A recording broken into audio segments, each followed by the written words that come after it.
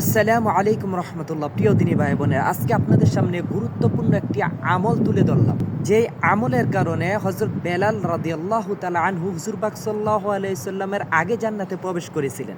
তো হযরত বেলাল রাদিয়াল্লাহু তাআলা আনহুর জীবন সম্পর্কে একটু জানার যখন চেষ্টা করতেছিলাম, তখন এই আমলের ব্যাপারে জানতে পারলাম। তো হুজুর পাক সাল্লাল্লাহু আলাইহি সাল্লাম হযরত বেলাল রাদিয়াল্লাহু তাআলা আনহুকে বলতেছেন, হে বেলাল, আমি যখন গতকালকে জান্নাতে প্রবেশ করলাম, জান্নাতে প্রবেশ করার সময় আমি তোমার পায়ের খসখস শব্দ শুনতে পেলাম।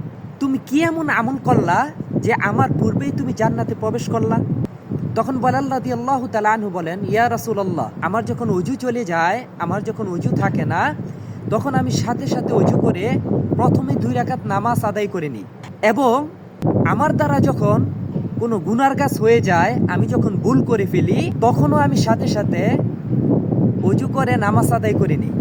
তখন হুজুর পাক সাল্লাল্লাহু আলাইহি সাল্লাম বলেন যে এই 2টা আমলের কারণেই আল্লাহ তাআলা তোমাকে আমার পূর্বে জান্নাতে প্রবেশ করিয়েছেন। সুবহানাল্লাহ। তো দেখেন, খুব সাধারণ 2টা জিনিস।